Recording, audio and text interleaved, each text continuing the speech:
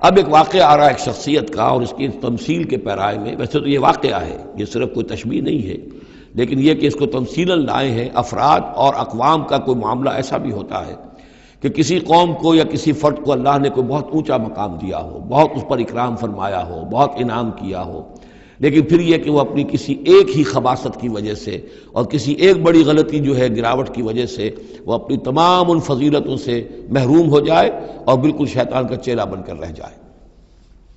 وَاتْلُ عَلَيْهِمْ نَبَأَ الَّذِي آتَيْنَاهُ آيَاتِنَا، یہ بلعام بن باورا، اس کی تفصیل جو ہے تورات میں ہے۔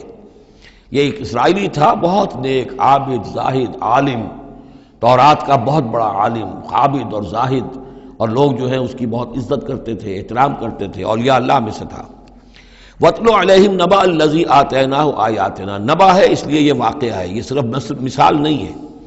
ان کو سنائیے خبر اس شخص کی جس کو ہم نے اپنی آیات عطا کی تھی۔ اس سے میں یہ مفہوم لیتا ہوں کہ صاحب کرامت بزرگ تھا، یعنی جو آیات جو ہیں یہاں پر خاص طور پر کرامت کے لیے آ رہا ہے۔ فَانْسَلَخَ مِنْهَا، وہ اس میں سے نکل بھاگا۔ فَأَتْبَعَهُ الشَّيْطَانُ، تو شیطان اس کے پیچھے لگ گیا۔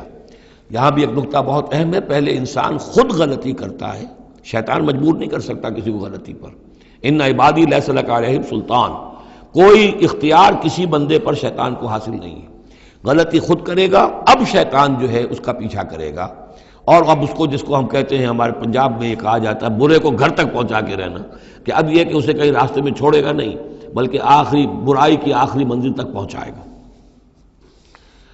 وَاتْلُ عَلَيْهِمْ نَبَأَ الَّذِي آتَيْنَاهُ آيَاتِنَا فَانْسَلَخَ مِنْهَا فَأَتْبَعَهُ الشَّيْطَانُ فَكَانَ مِنَ الْغَاوِينَ، تو وہ ہو گیا گمراہوں میں۔